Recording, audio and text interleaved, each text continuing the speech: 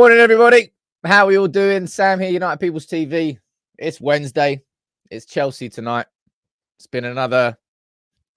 Man, I don't know what to describe. Honestly, I don't know how to describe being a Man United fan at the moment. Like, just the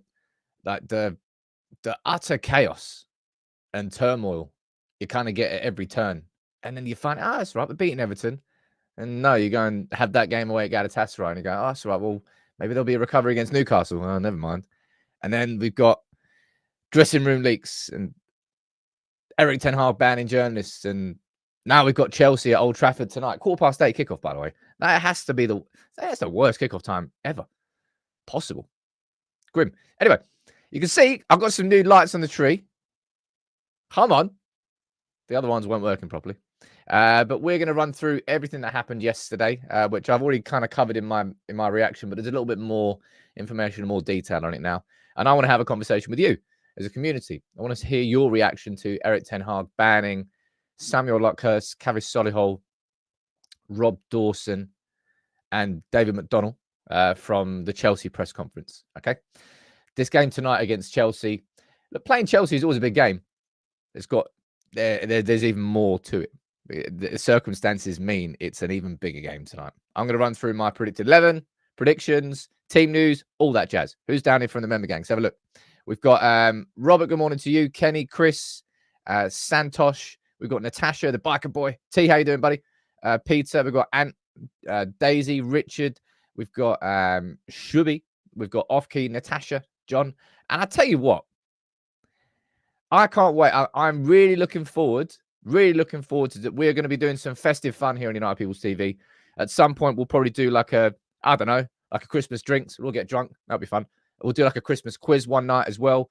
I'll figure out when they're happening in December. But Gungshi and JVD both gifting 5 memberships each. So that's 10 of you. You'll be able to do it in that. Big up to 2 of you. One for the you and one for the you. I'm only going for gong tickles these days. And what I will say here, that's kind of perfectly timed, ties into this. This, of course, is the Discord. Now, I would recommend everybody tune into this bad boy tonight. This is the link to the United People's TV arms. We used to do the arms here on YouTube, and it was a video. Sort of, you could all jump in and call in.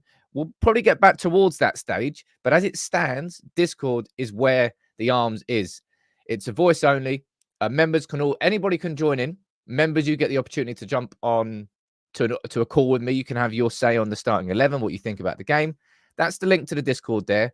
Me and Joe, big up Joe, we've been working on sort of restructuring it a lot this week. It feels like it's a lot simpler, a lot smoother for everyone to get around now. So if you want to, come on board. If not, well, never mind.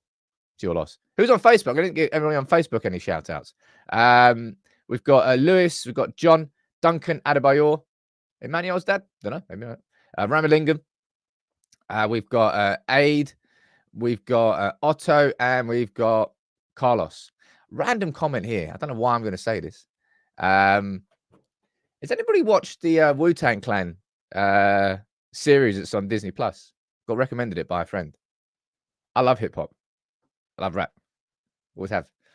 And it's a wicked series. I don't know, just a random thing at the start of the show. I would recommend you go and watch it if you like music.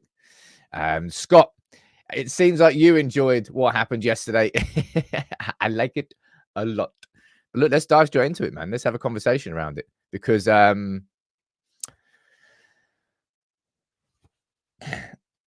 genuinely, I was there. I was doing this when my original sort of my original reaction was just, I was so happy to see that Ten Hag, it's, in my opinion, this is him sort of kicking back. This is Ten Hag fighting back. Now, you know what happened? On Monday night, I think it was Monday night, the story started to emerge. It was Kavis Solihull and it was David McDonnell first. And then in the morning, Manchester Evening News reported similar sorts of things. They were saying that like players are questioning the signings of Højlund and Mount and Anthony and all this stuff. And Luckhurst, right? I think everyone knows my opinion on Samuel Luckhurst. And I'm going to speak about his reaction to it after, right? And a little bit. But Manchester United, effectively, they told journalists, they said, look, the reason that you were banned is not because you've published an article that we disagree with. It is because you didn't give us the ability to have a rebuttal. Now, I want to speak to you about that because this is, remember Gads Drinkwater from Full Time Devils back in the day? I think he works at, no, I don't think he does. I know he does. Works for BBC Radio Manchester now. He's doing well for himself. And his reaction to this, to Manchester United banning journalists, was that he massively disagrees with the move. So if that's like a sort of a devil's advocate opinion, or I don't know, maybe it's not a devil's advocate opinion. Are there any of you that agree with that in the comments? That's what I would be curious to know this morning. Because I agree with what Ten Hag did. I agree with what United did. Right, and you know what made me double down on that was this. Okay, this is an article that was published by Samuel Luckhurst after the fact. I pointed out Manchester United's dressing room issues and I was banned. I'm not really talking about that bit. I'm talking about this bit. Look at the tone of this. Man United have taken drastic... So this is his reaction piece to being banned by Erik Ten Hag. Just for the Chelsea press conference, by the way, as far as I know. Man United have taken drastic measures to counter the coverage of a 10th defeat of the season before Christmas. I mean, there is so much snide in that, and there is so much shade. It's almost pitch black. That line right there. No, Man United have not taken drastic measures to cover up the fact that we've lost games this season, and to pretend otherwise is it's just it is a ridiculously, I don't know the right way to describe it, but it's so utterly snide there in that tone, in my opinion, anyway, because of this. And I tell you what, before I quickly do this, I've got to say, mate, Joe and Anthony, you've just gifted 5. That's 10. That's 20 of you who should all be joining in the Discord. I've just dropped the link to the United People's TV Arms, which will be opening tonight. All right. So make sure you come across. There's a little double gong here. 2 more little gongs. We'll just do little. Get the gong out. It's like Devon, get the table. Big up 90s wrestling, man. I loved it when I was a kid. I remember I've always used to try the Swanton Bomb. Everyone used to do it was something called the Biz that used to go in like school holidays because mum and dad still got to work. So you get sent to some sort of sports thing. I was used to the Swanton Bomb. I'm going to see what you're saying down here in the comments. So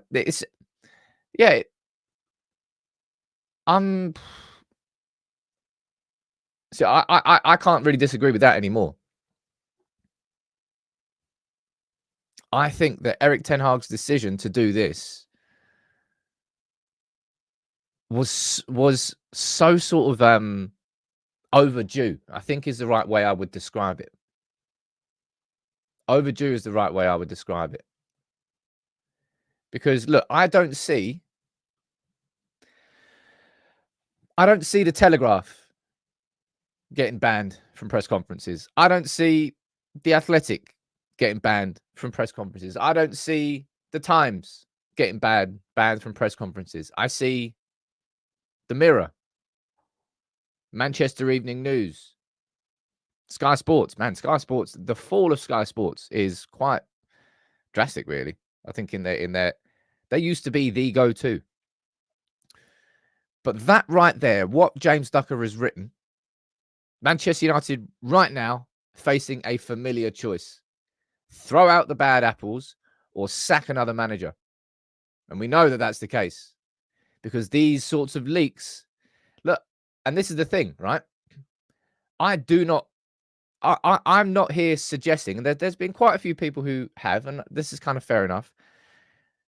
The people that are suggesting that they've literally just made this up. the Manchester News and Dave McDonnell they've all just like pulled it out of thin air. I don't personally feel that's the case, right? I feel like they do have their sources and they are well placed. However, all that's doing is feeding the sort of the energy and the negativity against Erik Ten Hag. So of course, he's going to try and stop that. Jim Wilson down there, Trump stuff, go after the press. Is like, wow. People trying to have a conversation about sort of like free speech and what that means these days is absolutely wild online. It's like, sod that. I'm not getting involved in anything like that because that is, you will lose. But you know what I think, right? And I think this. Because what Ten Hag is doing here, he is trying to change a culture that has existed at this football club for a long time. When things go wrong, right, and it gets towards that point where there is pressure on the players, there's pressure on the manager, under multiple managers at that point, leaks have started to emerge. Players, whether it's players themselves or their family members, wherever it is coming from or wherever the source or the leak is, stuff leaks from the dressing room. Because players are frustrated, and what they do at those points in time is protect themselves. It's not my fault. It's the manager. It's doing this wrong. It's doing that wrong. I don't like it. He doesn't like it. Yeah, right. And this is what I want to see. If you want to stop this culture, which is what Ten Hag is trying to do here, because previously the journalists have kind of got away with it. I say the journalists got away with it. The journalists have been given their sources directly from players or anybody linked to the club. It's a perfect source for them. But nothing's actually happened as a consequence. Whereas Ten Hag now has said, you know what? Screw that. You're banned. You're banned. You're banned. You got your sources. Cool. Let's see what happens when you're banned from press conferences. You know what? Why don't I tell you, you cannot now cover my football club until you tell me who those players are. I'm telling you, if a newspaper was faced with a lifetime, obviously a lifetime ban won't happen, but if a newspaper was faced with a potential ban from covering Manchester United for X amount of time, I guarantee you they would give those players up. They don't care about the players at all. They just want the gossip and the story. And that's the culture there that Ten Hag is trying to change by doing this. Because up until this point, whoever the leaks have been, at that point in time, the players have felt not entitled, but felt safe enough to sort of just start whispering to the journalists, oh, maybe they can change it. Nah, sod that. That right there is player power. And that right there, what Ten Hag did, I absolutely stand in support of. And I'm not saying that it should happen permanently, but I think Ten Hag's just kind of drawn a battle line in the sand there. That's him properly fighting back against these stories. I don't think that they've made it up. I think they're probably justified in arguing it. And by the way, did anybody see the statement that came out? Like, this is how sort of weird it is. Like this, there was a statement, there was an article from, honestly, as soon as I read that, I put a video on Twitter. Can't put it on here because I'll get shut down for copyright. I read that headline in like an Eminem Stan voice. It's like Samuel Lucker sitting there, like raining outside, and he's just getting his pen out. It just made me laugh. And Linton, what you said down there, right, is this. Ten Hag isn't banning journalists because he wants to make himself feel better. Ten Hag isn't banning journalists because he's some totalitarian, authoritarian dictator who will not listen to a whisper of word or negativity who comes against us. No, this is a man who is battling to rid a club of a culture that has poisoned it for like 10 years more.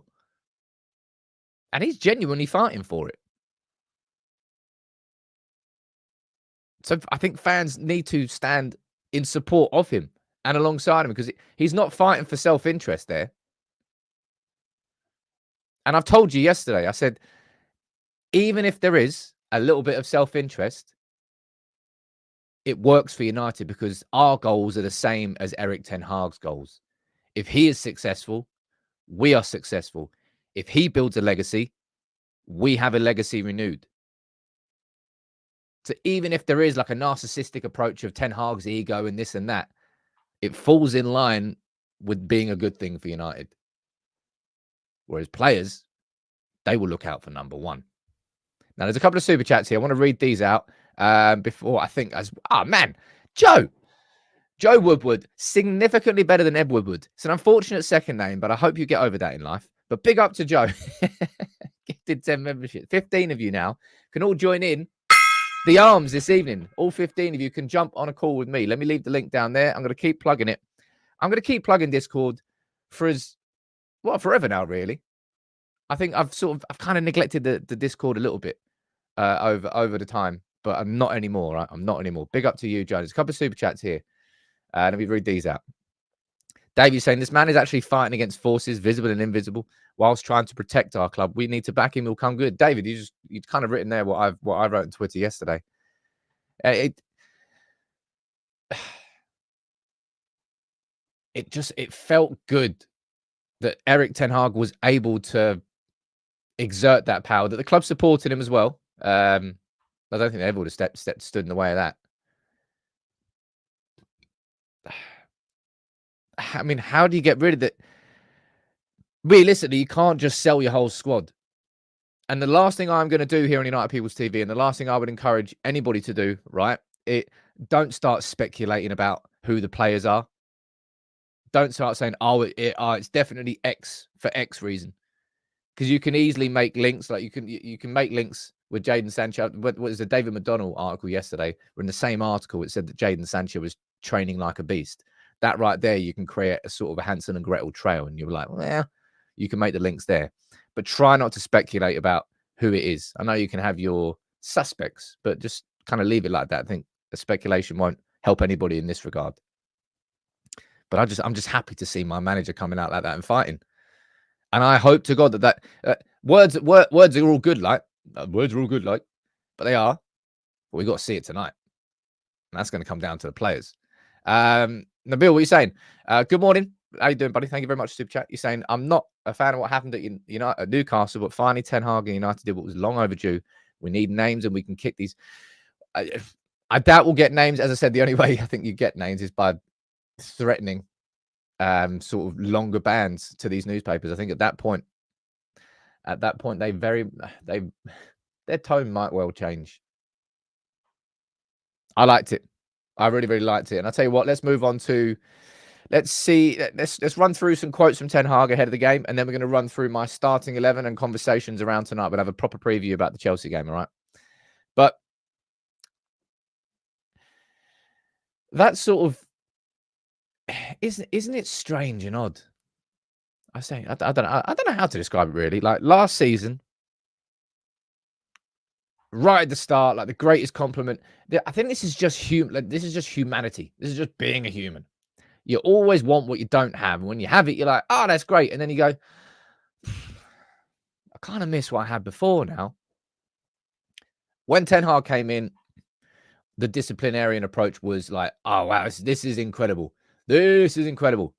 This is so perfect. This is exactly what we need. And the players responded. I remember Delo speaking about it before pre-season. And the players did respond to it. And United, all of a sudden, had a bit about them. Not in the away games last season, all the away games this season.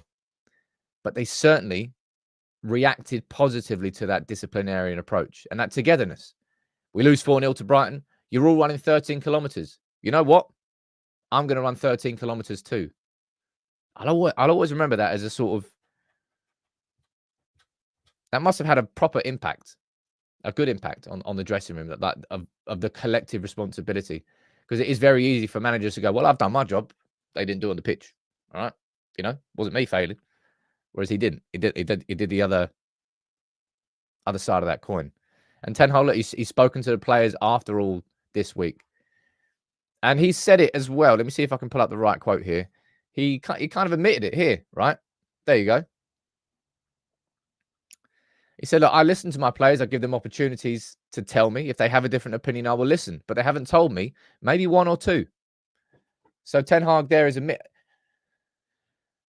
when you've lost 10 games so far this season, and it's the quickest we've lost 10 games in a season as a football club since like the 70s, if not earlier than that. I don't actually know when it was.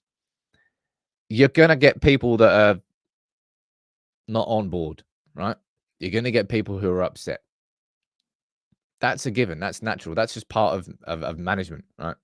Even at the very top, even when you've won everything, you're still going to have somebody who isn't quite happy. And that's the difficulties of managing a club of United's size. But Ten Hag is trying, certainly how he's carrying himself in the press. He's trying to keep this team together. But I'm telling you here as well, completely, truthfully, Ten Hag has got to be making some changes tonight. And I'm not just talking about a couple of subs. I'm talking about approach to these games. Because I imagine that's kind of a reason why a lot of these players are getting frustrated. I'm getting frustrated. Like 93 shots we've conceded in the last 5 games. And I think Erik can make some changes to improve that. Oh, big up. That's an awesome super chat. Who sent that in? JC, you ledge. It's yellow. Must be good. Play the manager's way, he says. If we fail, it's the manager's fault. Then the inevitable happens. No club has won anything playing the player's way. Do you remember? Was it what was it? Was it Kavi Solihull who came out and said, "Oh, some of the senior players have sort of pulled Erik Ten Hag to the side and said, well, this is actually what happened at a previous big club I was at. So why don't you try this?" And it makes you go, nah, that's are there really players that are trying to do that, trying to tell Erik Ten Hag how to manage. Now, giving advice in a conversation, I imagine someone like Rafa Varane, I imagine someone like Casemiro, who has experience of being involved in teams that have achieved a lot more than Ten Hag has at this point in his career. That would be like a friend. I think there could be some friendly advice, not friendly advice, like a shoulder to lean. I don't know the right way to describe it, but just the concept of some of these players coming out and say, Erik, I know you're the manager and all that, but I've got a great idea. Right, listen to me. Can I just be playing manager for this week? I'm going to see what you're saying down here in the comments. I've been speaking for a bit. Gary, how you doing, man? You're saying can't keep sacking managers. It's like buying shiny new keys for a car that's a bag of shit. You can't keep sacking managers. I mean, you can actually. Who am I kidding? Chelsea did it. But Chelsea's model as a football club was totally unsustainable and not repeatable at any other club. And Chelsea's current business model is equally as unsustainable. I hope they crash and burn and disappear as a football club and take City with them. I've got no qualms with Arsenal. Man, Declan Rice. It was last season. I think it was 2 seasons ago we were linked with Declan Rice, and I turned my nose up at him. And then it was last season when I was like, yeah, I've definitely got it wrong with Declan Rice. Like, he continued to progress and progress. And what he's doing there, he's got the last-minute winner against us, last-minute winner against Luton, but just that proper, you look at him and you go, that's the player we need in our team. Someone who's physical, but quality on the ball, adds it going forward, leader, great player. £100 million bargain as far as football bargains go. I mean, it's not really a bargain. Joe, you just sent a super chat. Let me read this out, man. Very unfortunate last name in that regards to my uncle Ed. Tom Jones has the same last name, so I take positives from that. Merry Christmas, Sam. Screw yourself, Joe. Just scribble that bit out. No, don't scribble your name out. All right. I'm sure you're far better with wood. All right. Jonathan, you're saying Rice and Kane were no-brainers. We didn't even try. Dude, you know why we didn't try? We did not. We signed Amrabat on loan for 10 million. We didn't go after Kane because we couldn't afford him. You know why we didn't go? Let's not pretend to be annoyed that we didn't go after. We went after Kane. We wanted Kane, like, immediately. And they said, nah, you're going to have to pay like 130 mil. We went, all right, toodle pip. See ya. Declan Rice we didn't look at because we knew that we couldn't afford him, because we knew the battle there would be for him. We had no money. If we had money this summer, we could have and probably would have signed Kim, Declan Rice, and Harry Kane. Not Eminem Kim. Kim Min Jai. Right? Right, Jonathan. You can argue to yourself down there. I'm not going to have a personal conversation with you. Pratsori said, I don't like Ten Hag's inflexible tactics sometimes or his subs, but it's clear that McTominay, Maguire, Martial, and Sancho, etc., left, things would change. Well, you know why he's kind of been relying and sort of turning to those players as it stands, because, well, they've kind of been delivering, right? They have been. Well, I say delivering. I say that in inverted commas. At a time when Ten Hag needed players he could trust, those players sort of stepped up, and that's why they sort of came to the fore. There are changes needed tonight, though. And this is what Ten Hag said about, I've lost the dressing room, have I? And he goes, well, and this is kind of what I agree with as well. You wouldn't get last-minute winners against Brentford if the team just didn't care. They just see out a game. You wouldn't get sort of we haven't been playing well. We grinded out the results. I feel like it'll be a far more obvious. The first time that I think you could say that, the players just look like they're dropping him, it was that Newcastle game where the effort was just pew, totally zero. Pew. But changes have got to happen tonight, right? And that's what I want to speak about here. There's a really curious quote from Ten Hag on man marking, which I'm going to run through next. But I've missed a couple of things down here. Yes, I have. Jack, your ledge, man. Everyone is feeling. I don't know. Does anybody else feel like that? Ten Hag banning the journalists kind of felt like a bit of a rallying cry.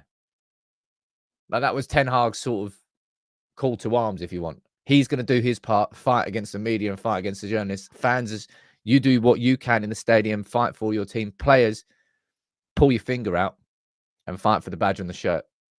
He's trying to instill that mentality. Was successful last season. Has made failures this season which have undermined himself, for sure. And that's what I'm going to speak about next. Jack, that one's for you. Ledge. I don't know. I'm still mega hopeful. And I think a lot of it is hope. Maybe it's just blind optimism. What you're saying, Beastie? You're saying that's some lovely hair. For me, Erik earned our support last season. Says top 4 trophy, and now he's building us a team that will compete. Back the man, trust the process. Those 3 words there at the end, right? Trust the process. You can't just blindly walk down an alley because someone told you there's goal at the end of it, right? So you trust the process only goes so far. And I think that's where a lot of United fans are sort of wavered this season. So where is that playing style? How are we still not building up with any sort of patterns? And that I don't know. And that's why this quote here in particular I found curious, interesting. Because if you watch my my Chelsea video, starting 11 and the sort of preview, I said there's one thing that I want Ten Hag to do in this game is please give up on that man marking in midfield. But Ten Hag is sitting here yesterday. He said, I don't want to play man marking. It's the wrong idea.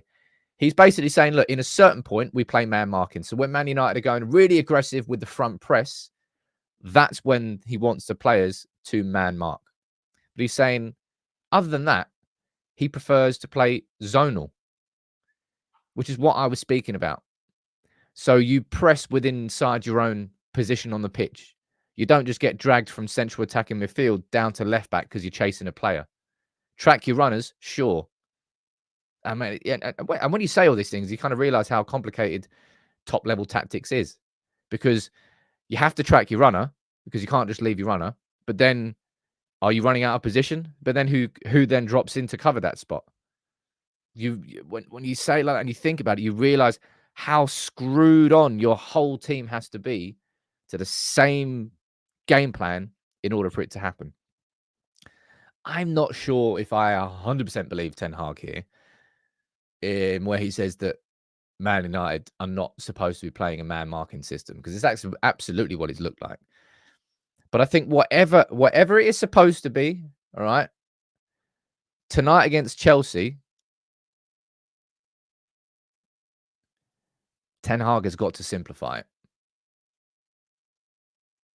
We have to simplify how we're playing in order to be successful tonight. Because let's be honest, right?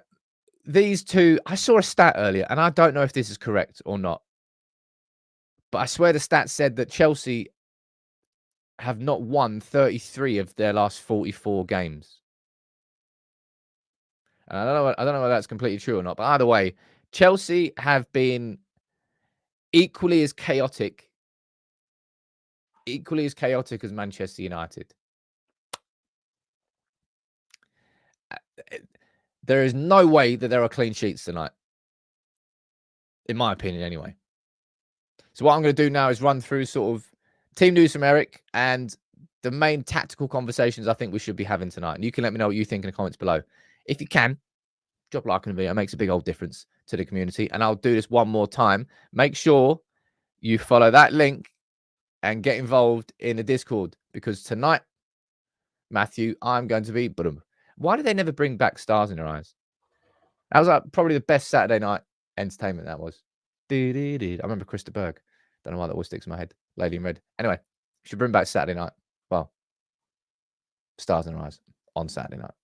Anyway, I'm randomly speaking about Wu-Tang Clan. I'm randomly speaking about Stars in Their Eyes. But look, this is what Ten Hag has said ahead of the game in terms of team news, right? Because there's some positives, but not back in the squad already. Speaking about Johnny Evans, Mason Mount, Christian Eriksen, and Ahmad. We know that Martinez is out until after Christmas. We know that Casemiro is out until after Christmas as well. He was speaking about sort of player changing, because obviously Luke Shaw's only just come back from a serious injury, and Kobbie Mainoo's only just come back from a serious injury. But you look at both of those, and they're two probably the first names on the team sheet, aren't they? One name I don't think is going to be on anybody's team sheet going into the game tonight is Marcus Rashford. And nor do I think it should be. It's boy.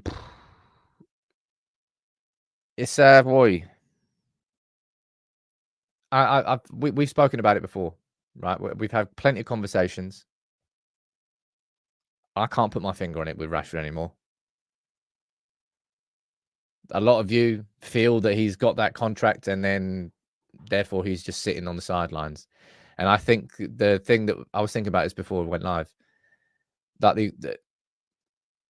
if you look at what Salah's done at Liverpool, for example, all those conversations around that contract, will he leave, won't he leave, will he leave, won't he leave, and he signed a big contract. And what's happened since?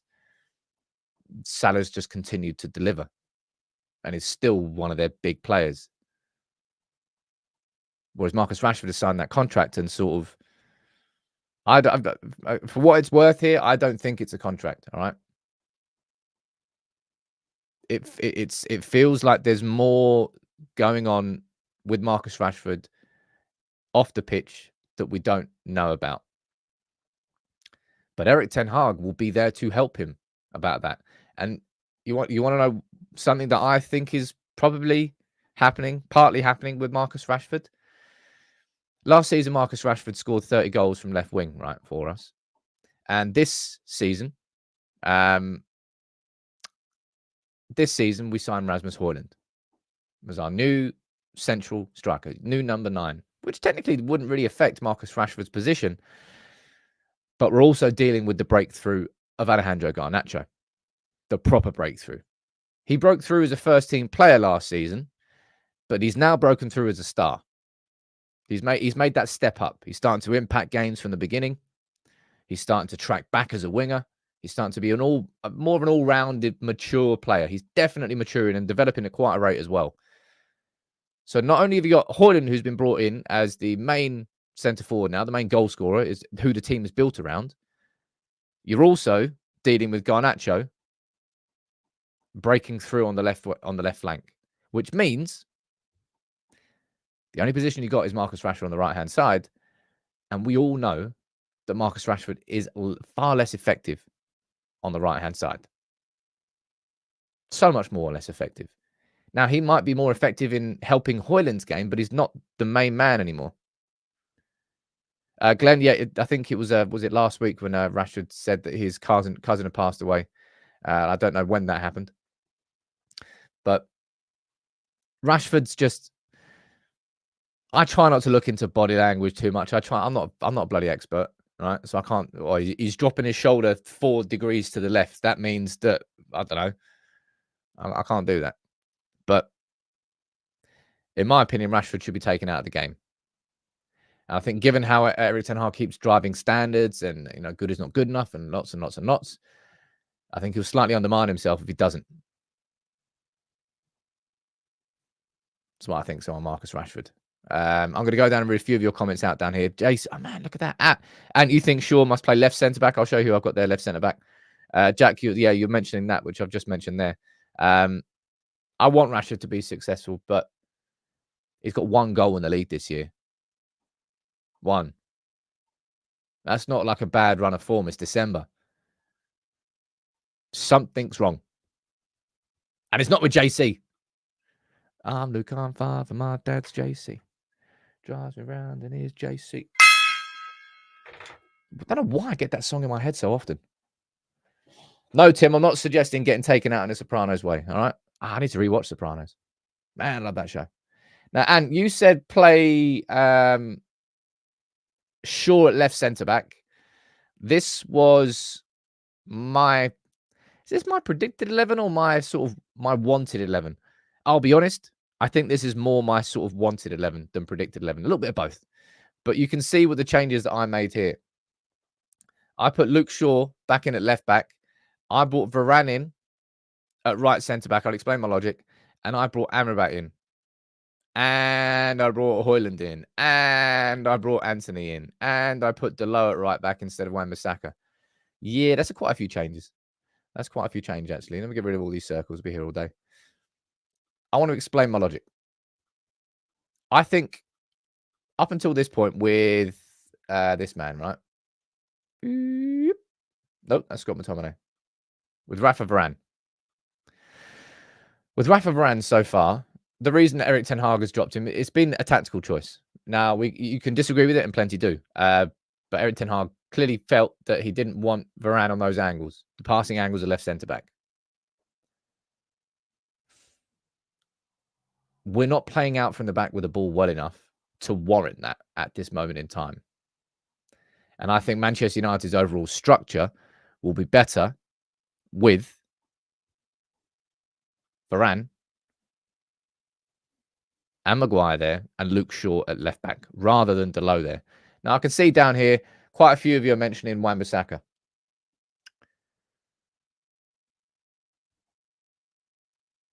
And normally I would just immediately agree. But Wan-Bissaka's form in these last 2 games, like Galatasaray as well, it probably wasn't even spoken about that much because of the chaos of the night. But he was really poor against Galatasaray and against Newcastle. Maybe it was the fact that he was getting overexposed by Rashford and he was left 2-on-1 every single time and had no real chance of doing it. That would kind of be a fair point. Hey, look, it wouldn't surprise me if Wan-Bissaka played tonight and then put Sterling in his pocket. Delo played at left back against Bukayo Saka, which I think was an even more dangerous player who was even more informed than Sterling is for Chelsea. And he did very well. So let's not pretend that Delo is an abysmal defender because he's capable of it on his day, but it's just that, up and down. I don't know who's going to start a right back, but I want to see that change in defense, right? Personally. It feels like the right time. Like I could understand the logic of Ten Hag and why he was playing Varane, not playing Varane there because he wanted the passing angles. But truth be told, the passing angles, they've been crap without Varane because the passing's not been there. And if he was to come back in, I probably would suggest that it would be Maguire that gets pushed to left centre-back. That's what happened when Johnny Evans went off against Copenhagen and Varane came on. Varane went right centre-back. Maguire got pushed over.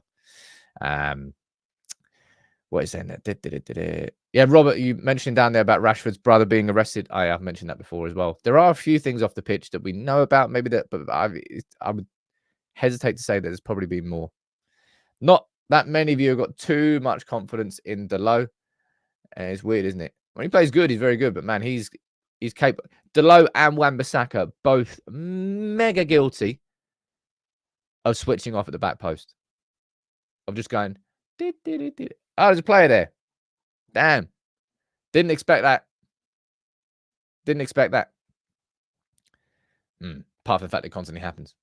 But you can see the big change that I'm making there. And that, of course, is Scott McTominay not being in the team now. This, for me, is essential. It really, really is essential. To take McTominay out of that team and to play Amrabat and Mainu. Now, I will completely sit here in agreement with all of you that Amrabat has not been anywhere near as good or as impressive as we wanted him to be. However, we've conceded 93 shots in the last 5 games, and I'm just going to keep repeating that because it's so horrible, that stat, and completely true. 93 shots in the last 5 games. Repeated poor patterns and midfields that just get played through over these last 5 games, and against like average opposition largely. That's why I'm bringing Amrabat in there, so that Amrabat would then sort of operate kind of a little bit of what Kobbie Mainoo's been doing, kind of screening in front of the back four, but doing it very, very well. Mainoo would also do that, but in this position, he could be the perfect 6-8 hybrid. Defending when he needs to, bring the ball forward when he needs to. He would be up and down, and he would always find himself in position. Mainoo would be the cog that, weirdly enough, the cog that held that all together. Because Bruno, as we all know, is incredibly creative.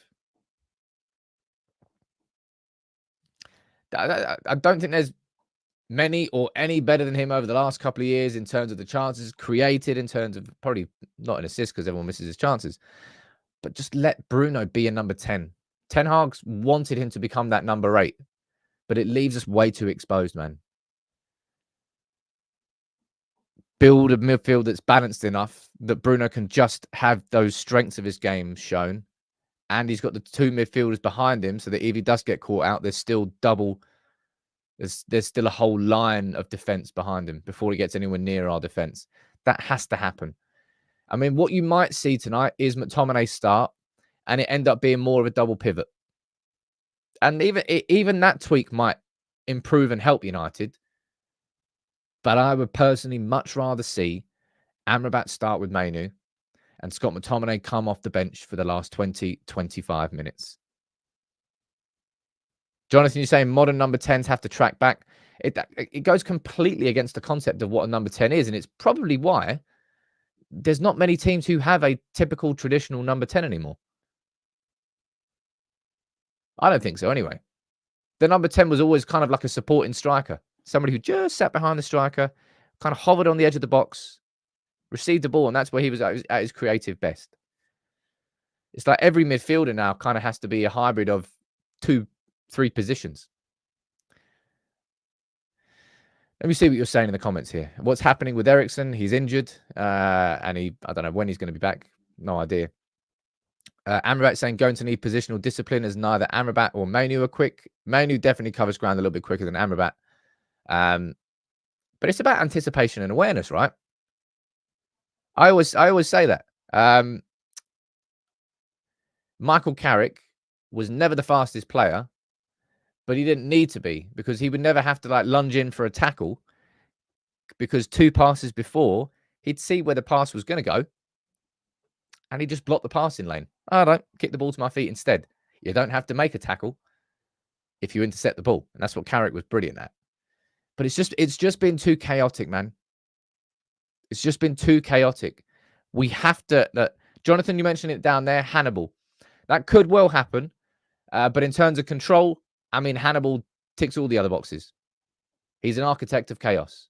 Brilliant pressing, brilliant relentlessness. Not really someone who's going to slow a game down. He's going to be somebody who speeds a game up.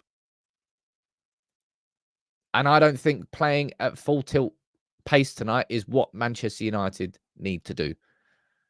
I'm not saying slow it down and be boring, but just be measured. Be a little bit more measured. Stephen down there, Michael Carrick had Bernard's watch. I was always annoyed about Bernard because he was so good with that watch. He'd get a chocolate bar. Bernard's watch, right? It was an old kids program on ITV. You know, he stopped the watch and then he could do what he wanted. But he used to stop the watch, get a chocolate bar and then leave money on the side. No, mate. Nick all the chocolate. Go out, have a great time. They could have made a late version of Bernard's watch, which would have been a very different watch. I say, not that I'm encouraging any sort of stealing. Shouldn't do that. Right. Shouldn't do that. But I really, really want to see Amrabat in midfield today. And this is what I mean. Like, I love this from Ten Hag. I genuinely think he's fighting for this club and he's fighting for the right reasons. But I think he's got to make changes. He's got to tweak and he's got to make changes. Right? Otherwise, he's part of the problem. If we keep going down this route tonight, if we go down this route tonight now, how we've approached these last 5 games, it's going to be another wild watch. Proper. What's your prediction for the game tonight? All right, fire them in the comments. I'll let you know what mine is. But yeah, the main change I want is Amrabat in midfield. The second main change I want is to not have a man marking policy. Stay zonal, stay positional. And the other change I want, I think Varane coming in and actually Luke Shaw going left back would give us a bit more. That's what I think anyway. Right, let me see what you're saying as the in your comments. Gary's going for a Desmond Tutu. My sister sent me that after I got a 2-2 and I was fuming. If I got 1% more on my dissertation about Man United, I would have got 2-1. It's disgusting. Jonathan, you're going for a 3-1 Chelsea. 2-2 says Graham. 3-2 says Yassine. 2-2 says Carl. 2-2 says Paul. There are a lot of 2-2s flying around here. 3-2 to Chelsea. 2-2. 4-2 Chelsea. Man, goals galore. I think it's going to be a wild game as well. My instinct is 2-2. I actually agree with quite a lot of you down there. My hope is a 3-2.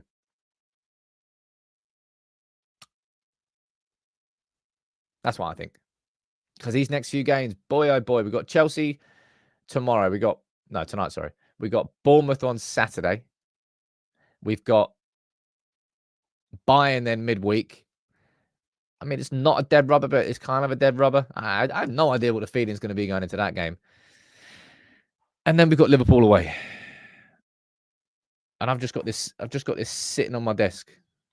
Just going to make sure that you can't. I can't really do that. Let me see if I can just. Shouldn't have done that.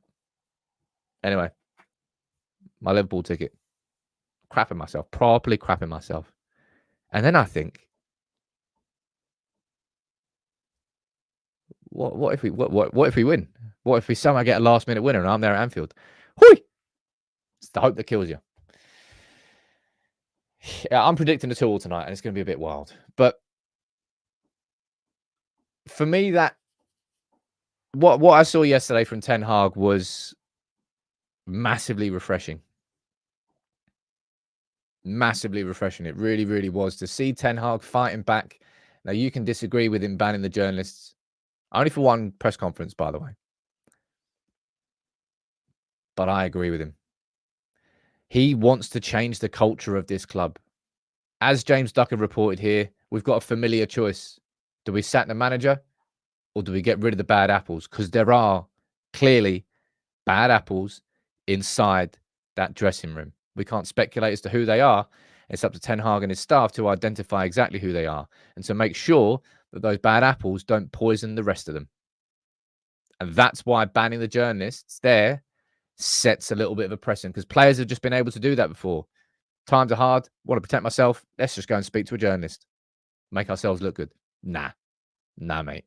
I'm not giving you that option anymore. That's what I want to see. I want to see a response from the players. I don't know whether we will, right? Truth be told, I ain't got no. Even last week, right? If you just maybe not cast your mind back too much because it will make you cry. But last week you had the game against Everton, which wasn't a perfect game, but after the second win, it was probably one of the most controlled second halves we've had in a long time. Got the third, brilliant. And then you had the utter wildness of that Galatasaray game, and then after those two, the complete opposite and a zero effort performance away at Newcastle. And you're thinking, That is like 3. You may as well have been wearing different shirts and being called different clubs because you did not look like the same team. And that's all within the space of 7 days.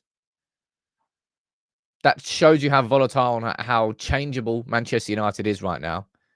And Ten Hag as a manager has to reduce that. Has to get this team weak. And you might say, well, we are playing the same. We're conceding shots every game. We need to, the performances have got to come. I hope it comes tonight. I don't know what to expect. I think Rashford should be dropped. And I'd like to see McTominay on the bench. Not dropped, because I think McTominay can come off the bench. I wouldn't be surprised if McTominay scored tonight, right?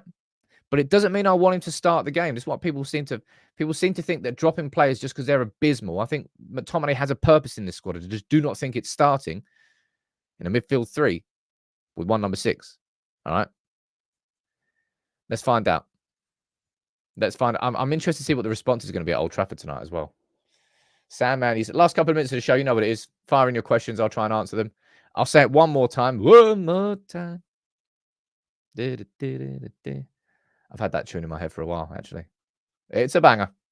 This is the UPTV Arms. That's going to be tonight at 7:45 on Discord. You can join me for the pre-match conversation. If you're a member, you can jump on a call with me as well. So there's 20 of you. Big up, 20, 25 of you. Big up to all of you. Oh, wow. There's 5 more as well. Rack City, bitch.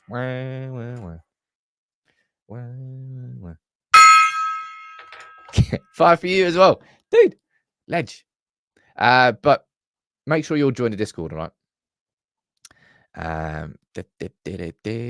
Sam, favorite Wu-Tang Clan, man. Yeah, mate, it's definitely meth. It's definitely method, man.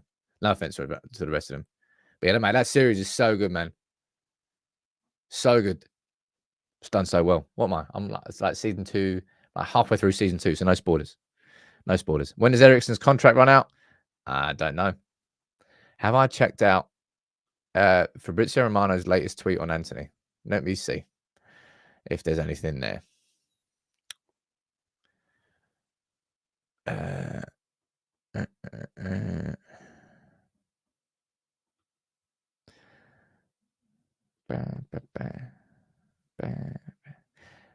I'll be honest, that United Stand interview with Anthony, it's a bit weird. It was like the sort of interview you'd see in like Match Attacks. It's like talking about barbecues and talking about how good Ten Hag is. It was proper fluff. It was proper PR fluff interview. It's a bit strange. Are you looking forward to going to Anfield? Says Tim. Truth be told, I cannot wait.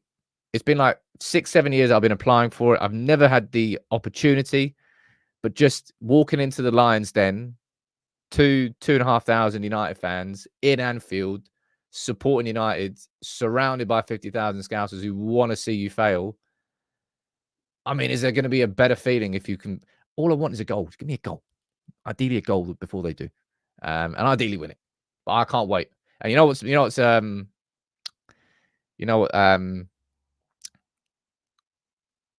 what's interesting for that as well was the Anfield Road upper, the extension. The first game where that's going to be open for, the United game. So the away end is going to have a brand new stand of Scousers right above. But look, thank you all for tuning in. I appreciate the show every single day. I appreciate the community every day. Hopefully I'm a good omen, Gavin. I don't know whether I will be. Although actually, it was a good omen when I went to Old Trafford when it was last season. I don't get to go to games that much anymore. Honestly, it's the ultimate irony of what I do here on United People's TV. Because it's such a privilege to be able to cover United, but unfortunately, I have to cover it, a lot of it, from here in the studio, so I can be very quick because speed is a big part of it. But yeah, I'm taking the opportunity to go to Anfield because they don't come around very often.